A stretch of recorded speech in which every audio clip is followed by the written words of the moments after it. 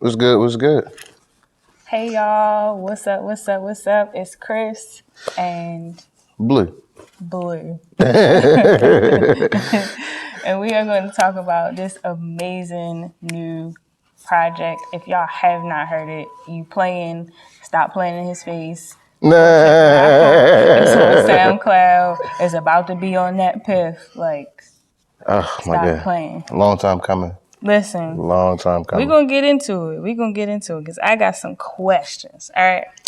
I think I'm ready. You sure? I think. You sure? Maybe. Well, get ready, because I'm ready. All right, so first question. I'm going to cheat. I got my phone.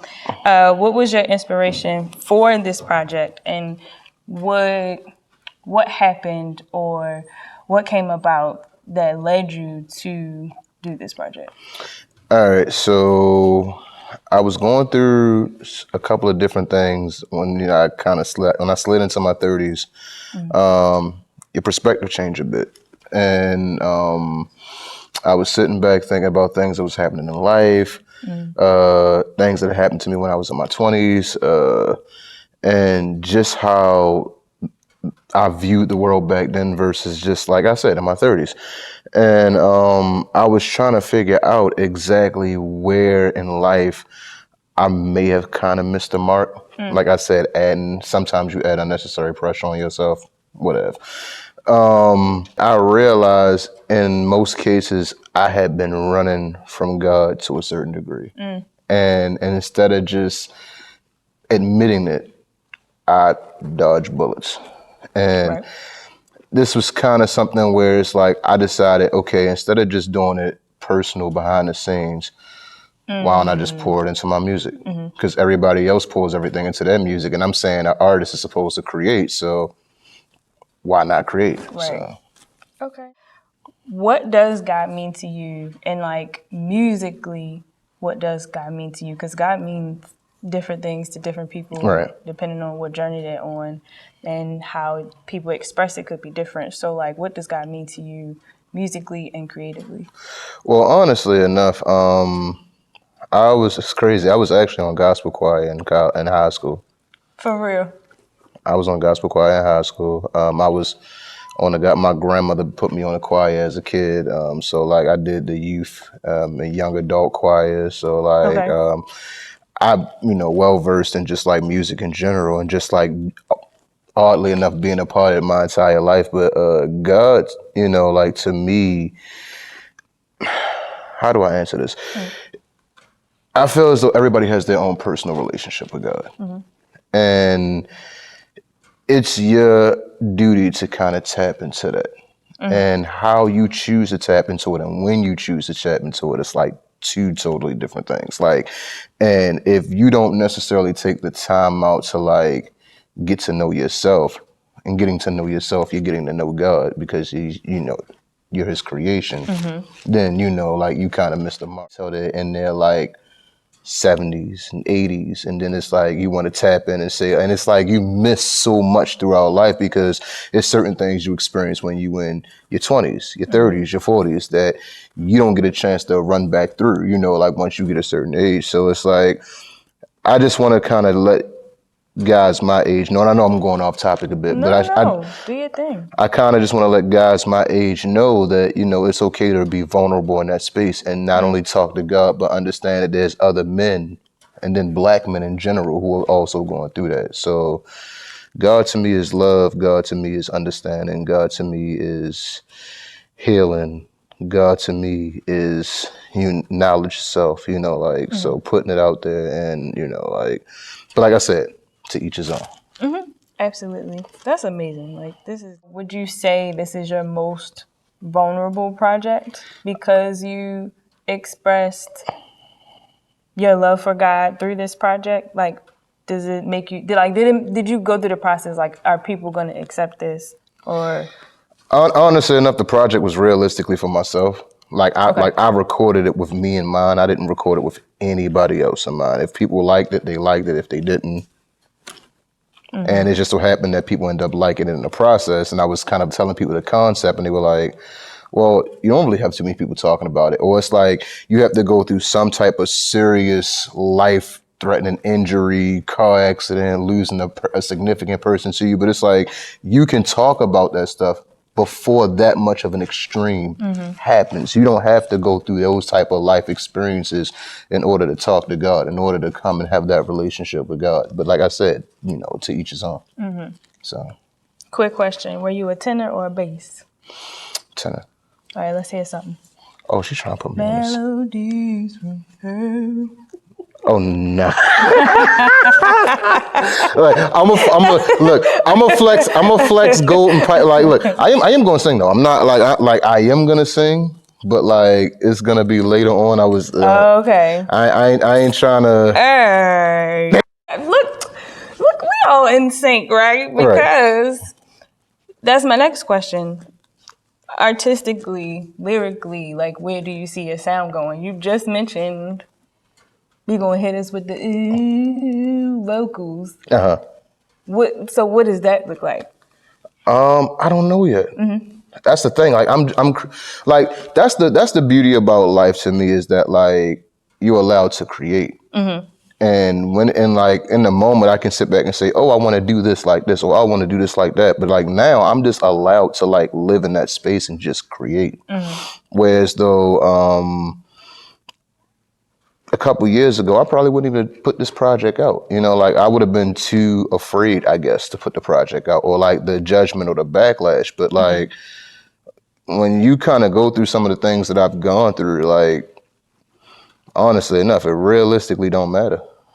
Like, I mean, not saying that it doesn't, but it's just that like your care factor to certain things don't necessarily hold as much weight as they might have like when you're in your late 20s or whatever the case may be. So. Listen, 30 is real. You hit 30 and realize, yeah, all that stuff I thought was important at 20 is no longer. Like, And that was the thing for me. It was like pretty much not only getting real with myself, but getting real with the time. Like I always say, like what I've been saying here lately, time is currency. And I started realizing that, you know, like family, friends, like I recently lost my god sister, like, you know what I mean? So it's like, and it's like a lot of people definitely like, you know, like substance abuse, everything, you know, like it's stuff that people don't touch on until. And it's like, and it's like, or like how I was saying, like the war of the mind, where it's like, you know, like stuff that you deal with internally that you don't necessarily talk about. Procrastination, anxiety, like just your level, you know, I could go on and on. So it's like I'm not trying to deep dive, but just like, you know, like when you said procrastination and anxiety, that's me all day. That's what I'm saying. So it's like just a certain level of, and it's just like instead of me just kind of like going through the notion of saying, all right, I deal with it in my own right, like let me be an example of, so that people will know that, you know, it's okay to talk about it. You know, like people are starting to open up on it, but they aren't necessarily like, you know. They probably need to, I feel like people don't know what's next. Like, I know I need this, I know I need to talk about this, but what am I supposed to say? What am I supposed to do? Right. So I think people like you, artists like you, make us feel less crazy, because then you realize, oh, so I'm not by myself anymore. For real. Like, the journey is long. Like, that whole song is like really how I'm feeling right now. Like, really? Yeah. Like, because you start asking yourself those questions. Like, all right, I'm on this journey. What am I doing? What do I want it to be after I'm done? When I leave this earth, what do I want to leave behind? Yeah. So, like, that's my next question. Like, what is your legacy? Like, what does that look like after you're gone? What do you want people to take away from your music, or just take away from your life in general? I want to show people that from the city that we come from and from the area that we come from, that it's more to life than what is put in front of you. Like a lot of times it's like, it's kids, and there's nothing wrong with children.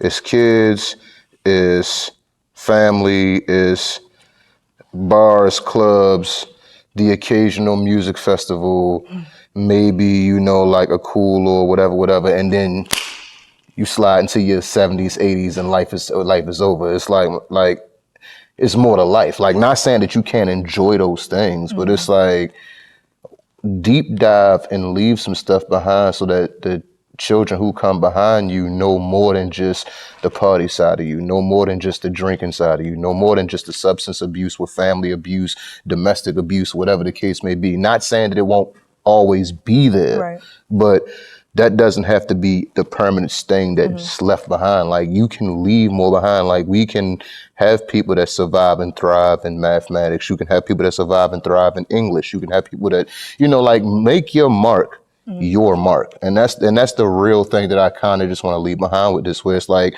even if you're not necessarily doing anything music wise, just leave behind your mark in a positive manner. And I mean, everybody's definition of positive is a little different, but like the general idea. The general idea, yeah. Something beneficial, for those that are coming behind you. What made me do the Journey record, like you said, it was that I was realizing that I have a line where I say it's a mental complex thing trying to digest.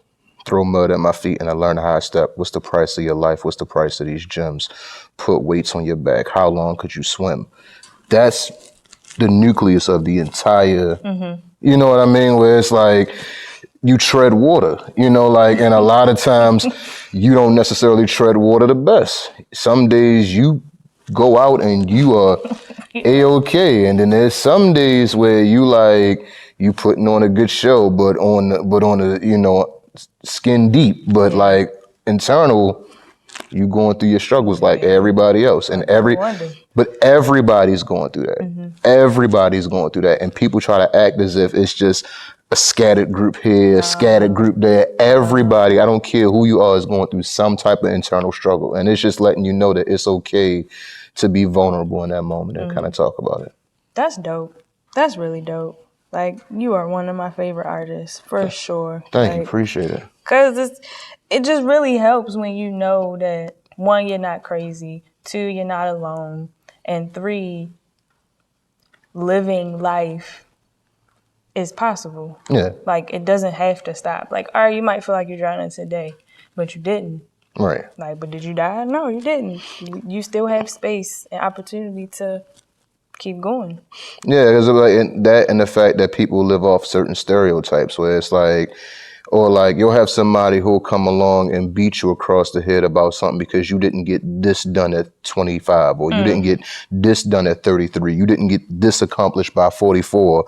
And you start hacking those things off in your mind by because a group of individuals who probably haven't gotten it done themselves are telling you, oh yeah, you didn't get done by this time, exit off the list, move on. Wrong with you. Yes, exactly. So what's a creative high, and if you don't mind sharing, what's a creative low that you've had? A creative high, midnight music. The initial midnight music, because I finally felt like I found my sound. Like, midnight music came about, I'm talking about, midnight music came about, I was sitting in the backyard drinking, smoking, whole shebang, family, and Magic 95.9 is playing, and I'm listening to all the records, and I'm like, I could rap over that. So I'm listening to beat. I can rap over that. So I went home literally after the cookout. I went YouTube and like 2-3 o'clock in the morning, and I found certain beats. Save. And then I just went through. I'm like, all right. I was a little drunk when I was talking about that one. I remember this one. All right. I do want to keep this one. I was a little drunk when I was talking about that one. All right, cool. And then it was like, I started to realize that I sounded best over that tempo of track. And then it was like, I let people hear it and they were like, yo, that's it. This is it. And it's like, even with this one, because this one doesn't have those type of tracks, and nor does Midnight Music too, but this is more of a lo-fi type, what's the name? And that was just cool to be able to like not only find my sound, but then to know that I found my sound, like it's different when like people point it out to you, but it's like you know something going to hit, and then it's like you ask somebody for your suggestion, but you already know internally that joint hit. So it's like that's pretty much Like what it was for me. Well, exactly. Like, this is it. Exactly. Right. But let's see. A low. I had a whole project that didn't come out. Lost lost it on a hard drive. And I had everything I had everything written up, had the instrumentals picked out, all of it, and like lost it on the hard drive. And that was the first time I had went through the process so fast, got everything clicking, and I had said to myself, I'm like, I'll go back and rewrite it. And then I was like, no, I won't. And I just figured the time passed, and I just chucked the whole project. That's what I was going to ask next. Like, what was the project following that? What, Midnight Music? Is that what came after you? Oh no, it was City Charm. City Charm. This was like 20. So City Charm, and then that project was in between City Charm and Midnight Music. So it was like I started finding the sound a little bit, but didn't necessarily know. And I'm like, you know what, God intervention. Maybe I wasn't supposed to. I was about to ask you, like, do you think that happened on purpose? And you're supposed to get to Midnight Music. Exactly. That's dope. God is amazing, y'all. Like, indeed. He really is. He makes amazing people like this. Of course, God is amazing. Thank you. Likewise. So, well, thank you. I'm trying. All right, top of your head. Right now, like currently, what artist do you admire the most and why? Kendrick. Okay. Kendrick. Me and my wife kind of burnt a hole in Good Kid, Mad City when it came out. Like that joint spun for like 3 summers. And To Pimp a Butterfly, Mortal Man was on repeat for like, I think like she got tired of listening to it. Like I had played Mortal Man for like a month. Like I would like, it'd be like the last track I played the night before I went to sleep. Like literally. Like it spoke a little different. Like you could tell that like he was in a space where he was like figuring out life, and like Kendrick always had that level of vulnerability on the track, and I always inspired to kind of have that. So like Kendrick and Nipsey, and it wasn't even a marathon. It was the Crenshaw Project. Yeah, the Crenshaw Project was the one that I kind of like stuck to like the most. It was a couple of. See, I'm about to go off topic. That's what I'm saying. Like, I'm like, I can sit back and chop up music for it, but it's like Kendrick was like, yeah, that To Pimp a Butterfly, like that joint. Like, I mean, I know I talked about Good Kid, Mad City, but To Pimp a Butterfly, that one definitely stuck to the ribs a little bit. Yeah. So if you could open up for any artist, dead or alive, who would you open up for? Jeez. Any artist? Dead or alive, whoever. D'Angelo. Nice. D'Angelo. Dope. That would be so dope. That would be such a vibe. Exactly. That would be so Yeah, I'm about to. D'Angelo, I need you to like come up with a whole tour so we can get Charm City Blue to open up for you on the Avenue. I burnt a hole in that first album.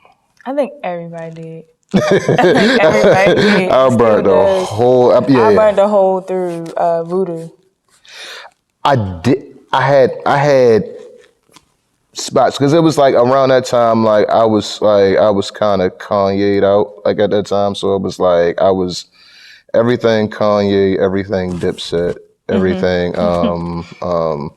I think John Legend album around that time. His joint, like his first, definitely burnt the hole in the. Yeah, I'm about to say because I was around all that time, so it's like that whole, because like what it was that whole Good Dreams, like Common, the B album, John Legend album. I think like late registration and like that whole like new like that's when that whole wave was out. So I was definitely, and then I had a Lupe phase, and I had a look, I'm getting completely off topic, but Lupe, I don't know if you followed his mixtape series, The Revenge of the Nerds. I don't think so. That was like Lupe mixtapes was highly You want to check slept on. it out though? Yeah, Revenge of the Nerds. That was like that was highly slept on. And Mickey Fax. That's another artist, Mickey Fax. I was definitely a big Mickey Fax fan. First question is, what is your creative process? Like, I know some people come up with songs on the toilet. Some people have dreams. Some people just hear a thought, write it down. Like, what is your creative process? If you don't mind. No, it's fine. Okay. I think about the title, then I pick the instrumentals. Then I go back and I think like whatever, I go back and I choose the track list for the instrumentals. Then I write to them. Nice. So it's like beginning with the end in mind? Like, so like, you know how like your teachers told you like when you did your, what's the name, how you did your paper, and like you had to do like the main character, you had to do like the plot and all the type of stuff. Like I took that to music where it's like you think of the title first, then you think of how many tracks you want, you put the instrumentals in it, you put the title you put the name for the what's the names, and then I write to the subject matter. That is dope. I've never heard that before. That's dope. Yeah, I've never heard that as like a process. I've heard people say the toilet. People say they heard it in a dream, or they'll hear something. Like I remember like Alicia Keys said one time, like she saw a commercial and it was like, oh, I'm gonna do this song. Like, so I've never heard that process of like a story arc. Like we're gonna start with this, we're gonna have this gonna be the plot, this gonna be this. Yeah. That's really dope. So like I like concept albums. So like Marvin Gaye did a lot of that's why he's one of my favorite artists. Marvin Gaye did a lot of concept albums. And like to sit back, to me, it's the process of being able to like write an album start to finish and stay on topic. So I'm really big on being able to stay on topic throughout the beginning and the end. So it's like if I'm the person where it's like I'll sit back and tweak the project just for the sake of like whatever, and then it's like my wife will hear a track 90 times and she'll, to the point where she like, record it. Don't play it for me no more. Don't rap it to me no more. Do it. Do it. And like, she probably is burning a hole into the side of my face right now as I'm saying. That's why I'm not even looking. That's why I'm not even looking at her direction, because she's probably burning a hole in the side of my face right now, and it's fine. So how does she help you creatively? Like, cause y'all are like an amazing team. She listens. Does she inspire you? So she's about to burn another hole into the side of my face. I do whole dissertations about like one track, why I wanted to do the track, why I came up with the track. Not a dissertation. Like she. She had the me and like yeah. Yeah, so it's like if you sit back, I break it down like a school paper. I break it down like a school paper. Like my mother drilled English and math into me as a kid. I hate math to this day, so I'm not a math man. I promise, I hate math. He can count though. But I'm about to say, like, my mother was one of those. I was a Sylvan baby. Like, okay. Yeah, so it was like no games. Hooked on phonics. I had the box set. We went through yeah. So shout out to mom. So she ain't raised no dummy. Make sure you can read. Make sure you can spell. Make sure you can count. And now look, you got these dope lyrics with this whole thought out process. That's math. She don't necessarily. I won't necessarily say she don't like the fact that she liked the fact that I songwrite. She don't like the fact that I do hip hop. That's fair, Mom. I get it. Yeah, so like when my mother think hip hop, she think everything gang related, whatever the case may be. So it's like when she automatically assumed that like that was the role, like that I I was gonna be out here popping pills, murder, kill, dan, the whole shebang.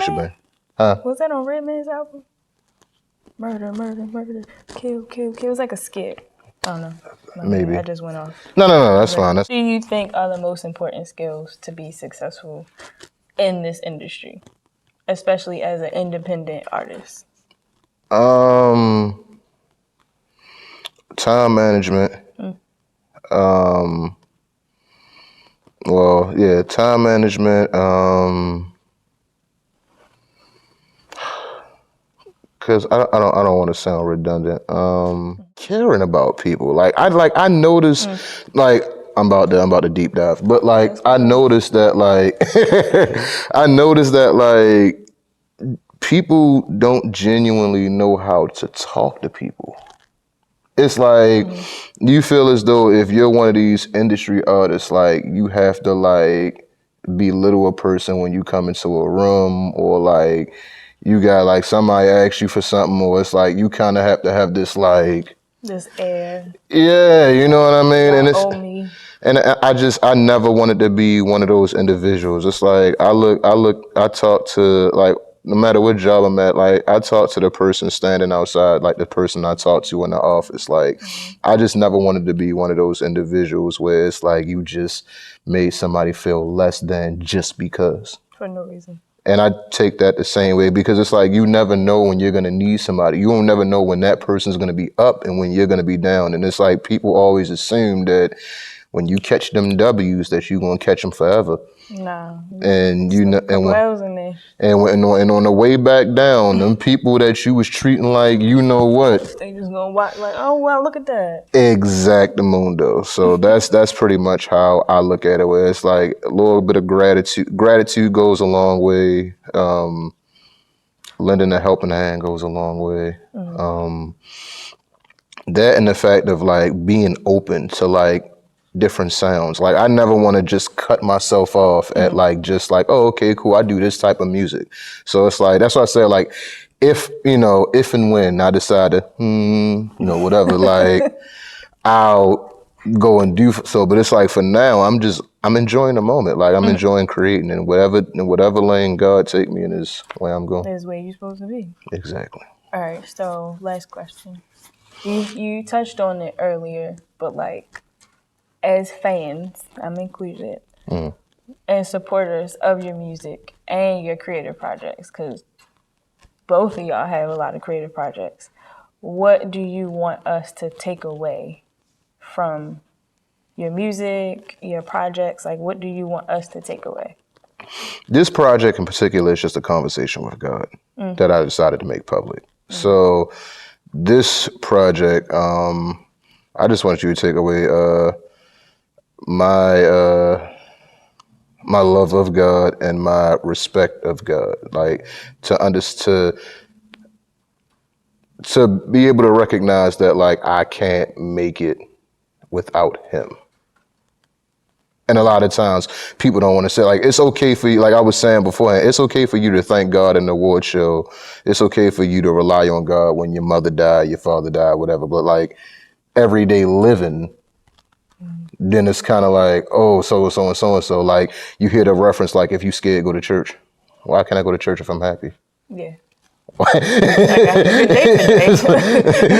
like why do it's like I want to normalize just being happy in. It's like you don't have to always call on God when you going through like the worst of the worst. Like that's pretty much what this project is. It's like, yeah, I'm going through certain things, but it's like the entire project isn't aimed around that. You know what I mean? Like I address certain things, but it's like it's not fully in like, I've been down for so long. I'm about to say I'm going through things right now, but it's like I didn't walk inside here and be like, the world is on my shoulders.